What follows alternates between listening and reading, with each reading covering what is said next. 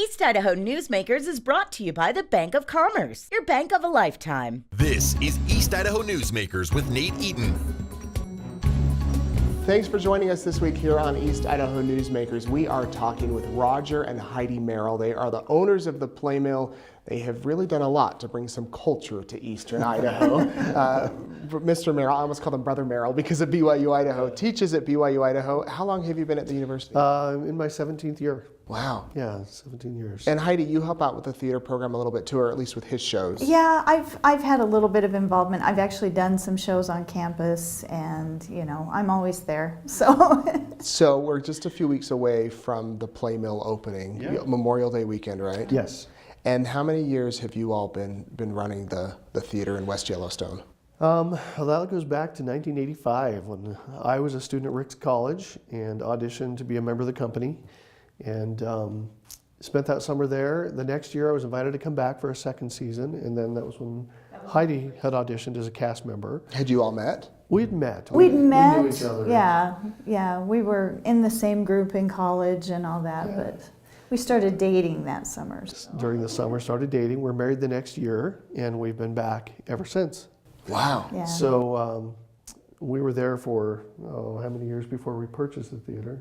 Oh, well, we bought it in 2005. 2005. So we'd been there all those years leading up to purchasing the business, and then, of course, since 2005. So. For those people that have not heard of the Playmill Theatre, it's a unique sort of operation. To describe what it is. Well, it's a summer theater. It was kind of a popular idea in the 50s and 60s for summer theaters and resort areas, to give the tourists something to do in the evenings. And the Playmill is no different.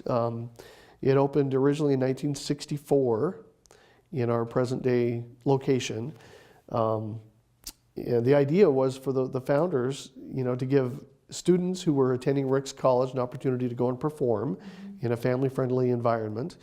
And also a place for, the idea was that tourists, when they came out of the park in the evenings with nothing to do, other than that time, there were 3 or 4 bars in West Yellowstone. That was about it.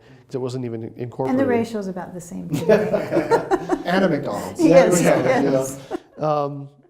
To give the tourists an opportunity for something to do in the evenings. And so they started the theater in 1964 on a wing and a prayer. And for the first 10 years, they really struggled, to find an audience. And more often than not, most of the patrons would come up from Idaho or Rexburg, Island Park area, because they would hear about it. Well, and they would tell stories about some nights there would be no audience, so it would just be their children watching the show. Yeah. But they still have to do the show every night. They still did the show. Yeah, and they talked about that quite a bit. So we just feel so blessed that they stuck with it and established. Lynn and Fern Benson were some of the original founders and owners of the theater, and they stuck it out through all those lean years and made it the institution that it really is. So. And now you have no problem filling the theater. You can hardly get tickets on some weekends. It's pretty tough if you don't plan ahead during July and August to get seats, especially good seats. Tickets go on sale usually in September, October for the following season.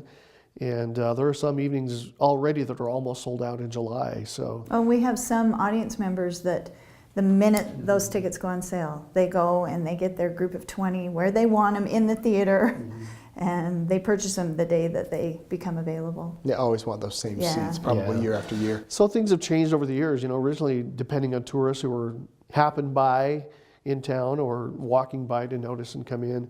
Now we sell the majority, 95% of our seats in advance of the day of the show. So. Do you get a lot of foreign tourists, though, that are going through? We do. We get some. Some. Not as many as you would think, being in West Yellowstone. But we definitely do get some. And it's really interesting. They come, and the experience they have is so different than anything they've ever had before that a lot of the foreign tourists become our good friends. Yeah. And we have good friends from Holland and Belgium and England and different places that they keep coming back to see shows there. It's not a real typical theater if you've been to a fancy theater where you're dressing up. I mean, this is I haven't been in like 10 years, but the crew or the cast is involved in pre-show entertainment. Yeah. They're out the star person might be selling popcorn Yeah. and fudge, your famous fudge. Yeah. This is a small, intimate experience. It's more than just going to a play. Yeah, It that's is. right. And that's always been the philosophy of the Playmill, to make it centered on the audience and the audience's experience, not on the performers. And we talk a lot about that to our cast members and our employees from the day we have auditions, through the whole closing night of the summer, that the focus is on giving the audience a positive, interactive experience and not on, just us being wonderful and being performers. We've identified a lot of different opportunities for contact with the audience.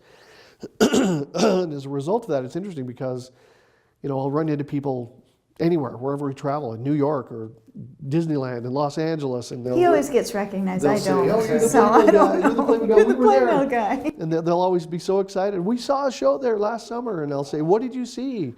And they'll say, "I don't remember, but it was so much fun."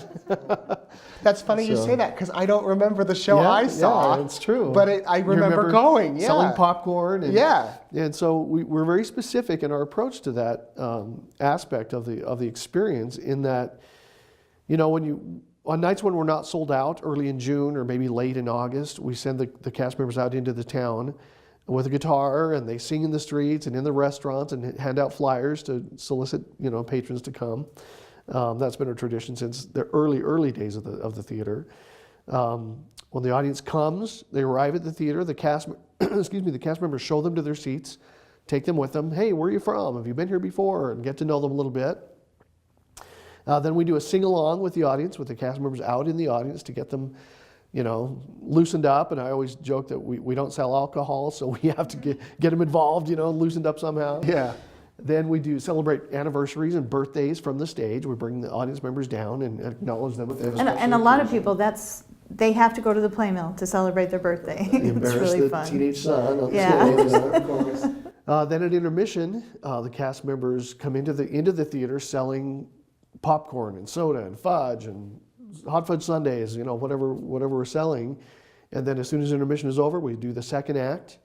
And at the end of the show, we send the cast members outside the theater to greet the audience as they leave.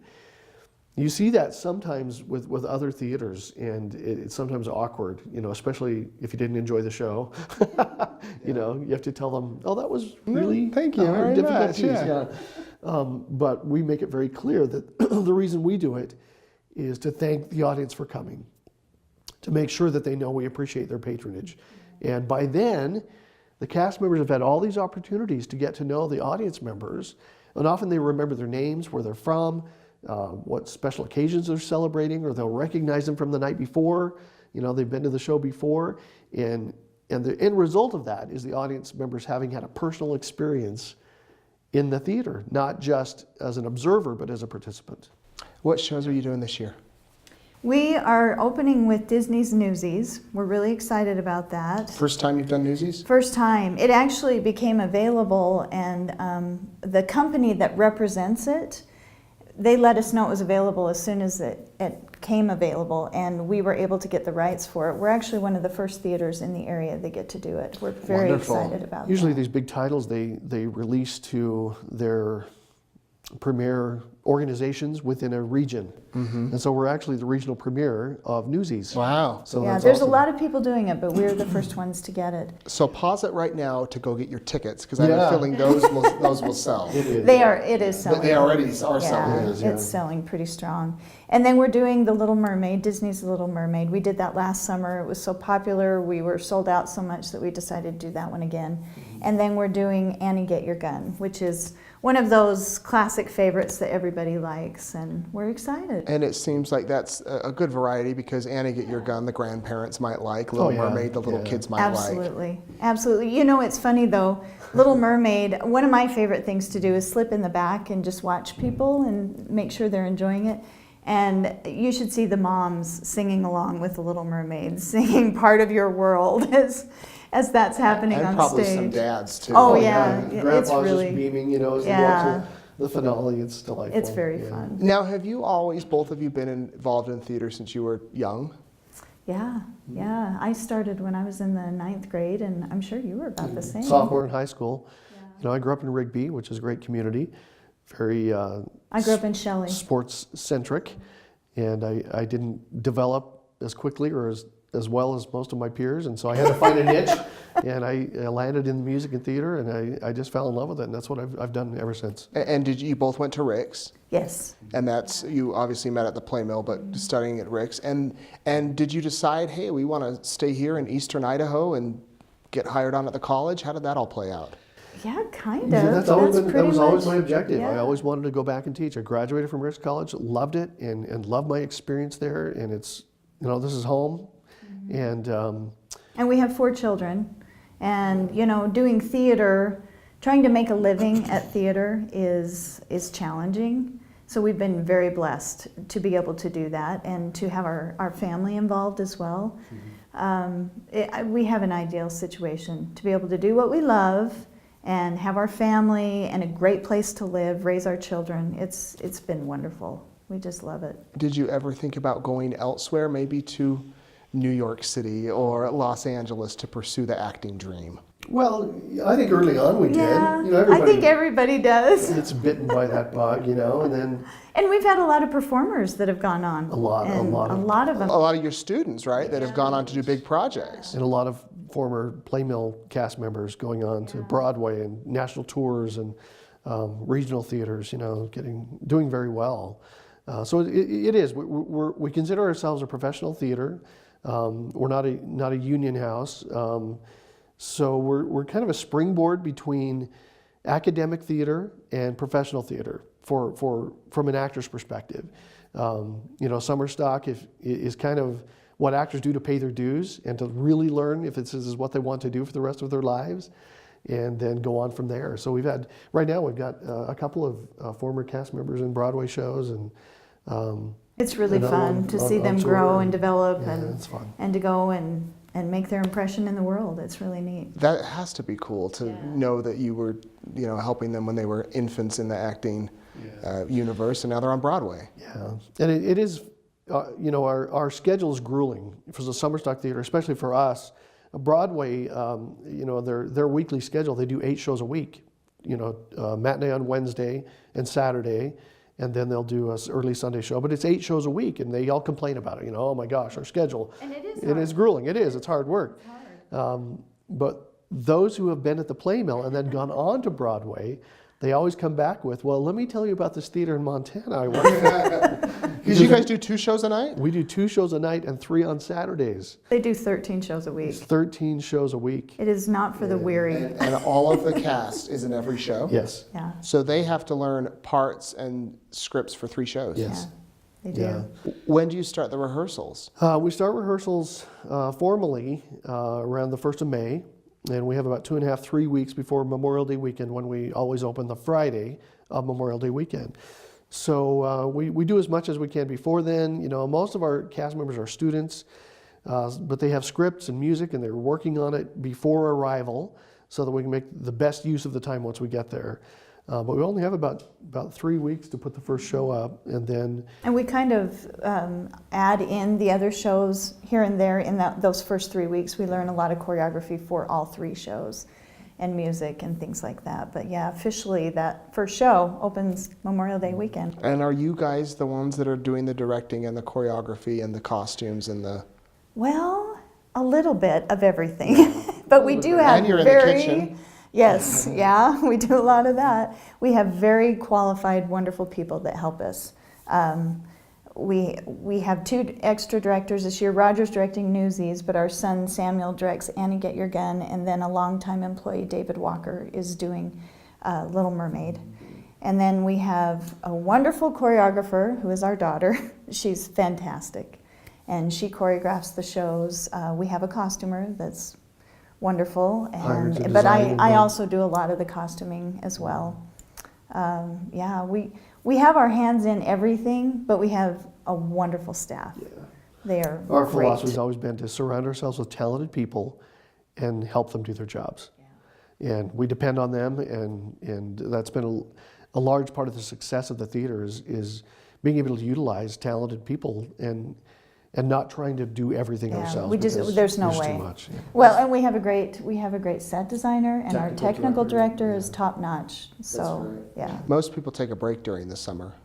So end of your summer, you're ready for a break. I always look forward to going back to work so I can get some rest. Back to campus.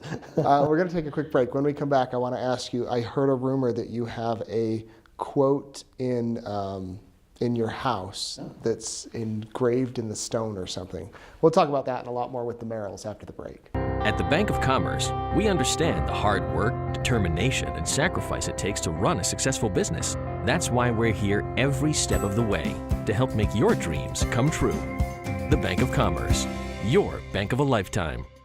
Welcome back. Thanks for being here this week. We are talking with Roger and Heidi Merrill. They own the Playmill Theatre and West Yellowstone Theatre. They also are actively involved with the theater program at BYU Idaho. Their children are involved. Somebody told me that when you walk into your house, correct me if I'm wrong, that you have a quote. Oh, it's engraved in the tile, the stone in the front entry. Yes. Yeah. And what is it? Go ahead.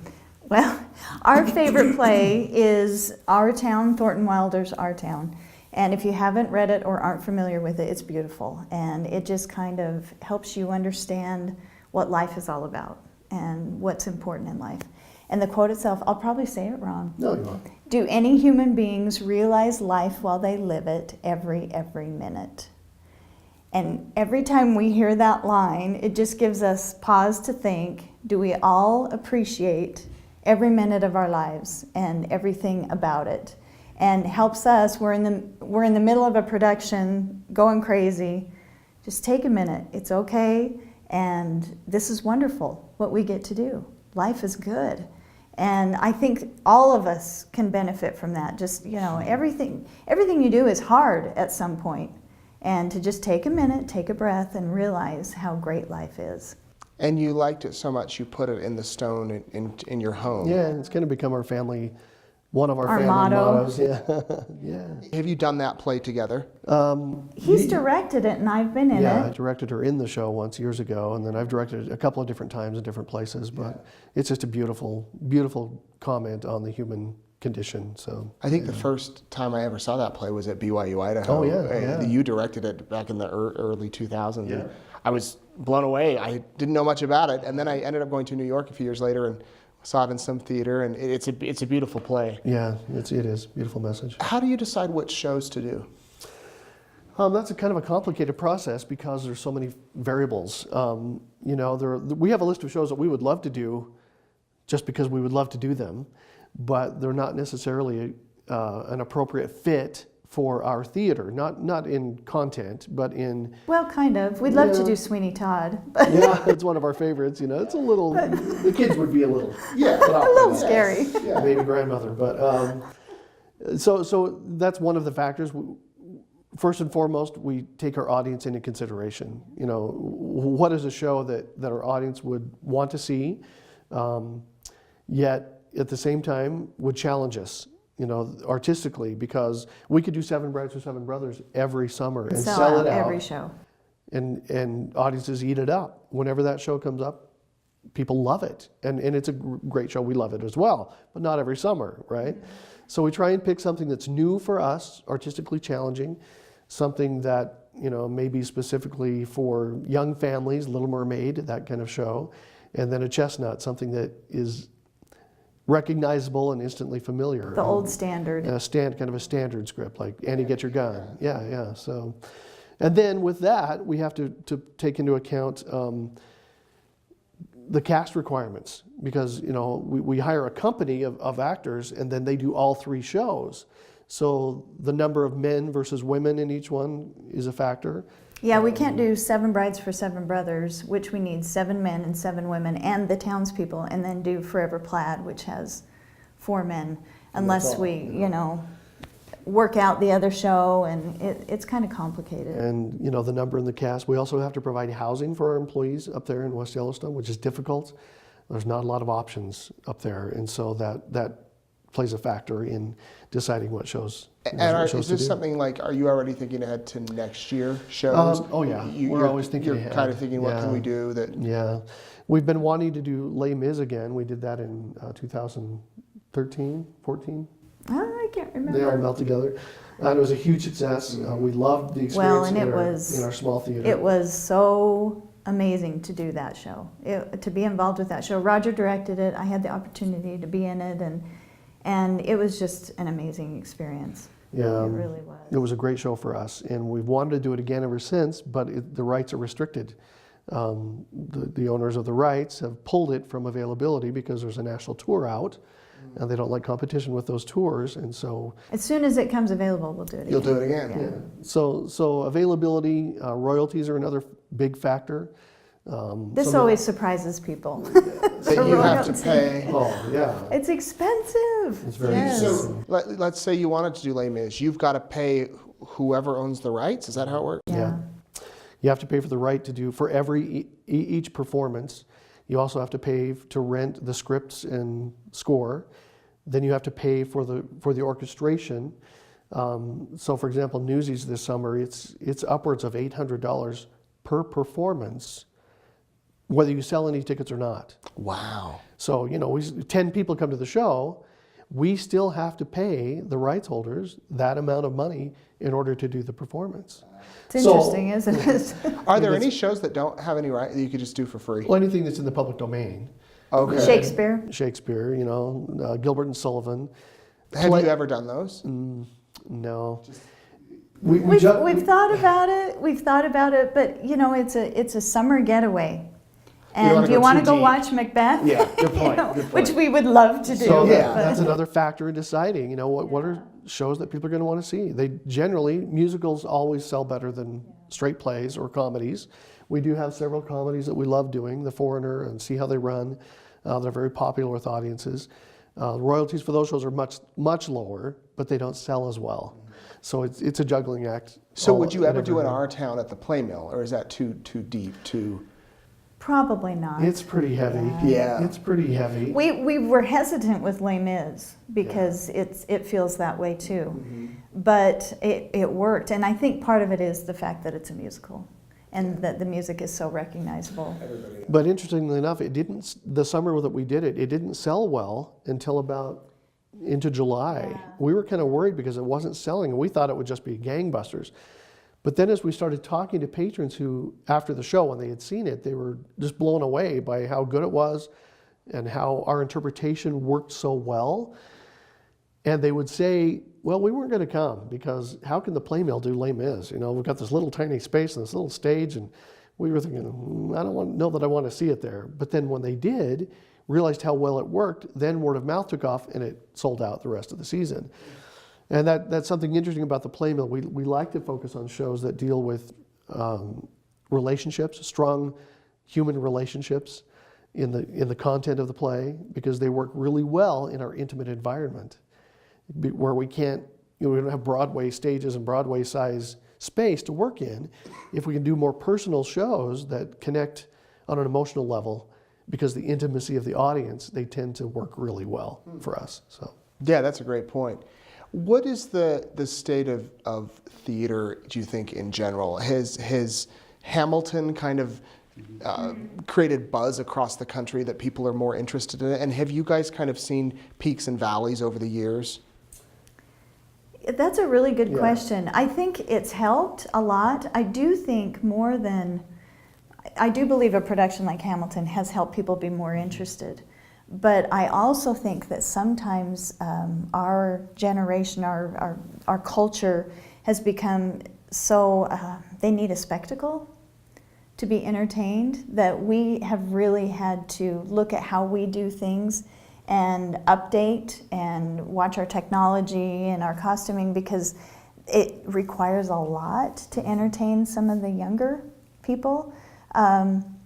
It's been very interesting. The way the Playmill was when we first started as opposed to how it is now is very different. We added a year ago a large LED screen in the back, and it's our back wall of the set, and it's helped a lot. It's beautiful, but we kind of have to adapt a little bit in order to maintain the audience. And one of the interesting things about theater in general over the last 20 years is that it was dying. Ticket sales on Broadway, even after the British invasion of the 80s with Cats and Les Mis and Phantom of the Opera, ticket sales were declining. And like it or not, the resurgence can be attributed to Disney. To Disney. And you know, in the theater world, Disney shows are generally smirked at, looked down on. It's fluff, blah blah blah. But they're at the core, they're great stories and have great relationships. And when you go to Broadway now, one of the biggest changes is how many families are seeing shows in New York, and it's largely due to Disney reinvigorating the idea of taking your kids to the theater, like it or not. And the Playmill we've always felt strong about that. Well, wasn't The Lion King one of the biggest Broadway shows ever? And it was And Disney. Still running And on it's Broadway. beautiful. Yeah. It's a beautiful show. Yeah, visually. So we kind of say, why are we fighting it? Just go with it, you know? We don't need to apologize for entertaining families, for heaven's sake. Yeah, And, to get a family there, to have a great experience together, to learn something, to feel something, that's amazing. And Lynn Benson, the founder of the Playmill, when I was a cast member, when I was still single, he would take tickets at the door, and he would always take time with the little kids. And one night he sensed me getting anxious because we needed to start the show, and he turned around and says, Roger, you need to remember that these little children someday are going to have families of their own. And I want them to remember this experience, so when they have their own kids, they'll come back to the Playmill and bring them to a show. And that's what we're realizing now. That's what we're enjoying. That's why we have to do 13 shows a week to supply seats for the people that want to come, is because it's always been focused on families. Where do you foresee the future of theater in 5-10 years? Are smartphones going to ruin it, or? Wow, I sure hope not. Oh, that's a good question. You know, I think Hamilton has helped specifically with opening people's eyes to the possibilities with theater. I think the thing about theater that's so important is, well, we have so many experiences that I could relate to you about people coming and they needed a boost. They needed to learn something. They, just different situations. A dear lady came one day and saw Joseph at the theater. And Joseph is very lighthearted, but the end is quite touching, the way that we do it. And she came to us afterwards. Her husband had passed away a few months before, and she said, I am so grateful that I was able to come here because I laughed for the first time in 2 months. You know, things like that.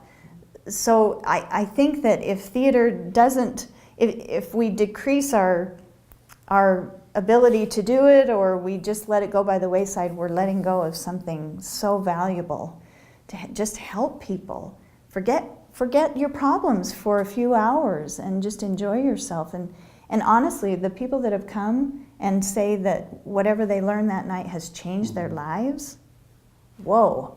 You know, theater's been around for 4,000 or 5,000 years that we know of, and I don't think it's going anywhere. But I've noticed a big shift in the audiences, like on campus. You know, how many students come to see a show and they've never seen a play before? They've never seen one, and they're in college. Favorite show, personally? Oh man. That you've either acted in or watched, or you can say a few, I guess. I would say one of my favorites is Secret Garden. It's so beautiful. And I've been in that, and the show itself is just, it's life-changing. And the music is incredible. The first time I heard the soundtrack for that show, I was overwhelmed just listening to it in my car. It was so beautiful. We have a whole list. We were just in a year ago, Big Fish, the musical. Beautiful story, great message, great music. That's one that's on our list to do at the Playmill, in the next couple of years. I've never had so much fun on stage than being in The Foreigner. Yeah, that is, comedy. it's so funny and such a fun thing to be involved in. And it's hard to separate ourselves from whatever we're involved in now. Yeah. Right? But that's the one thing I love about the theater is every project takes you to a different time period, a different location, a different cultural circumstance, different familial relationships. And then you finish that show, you go on to the next one, and it's all new again.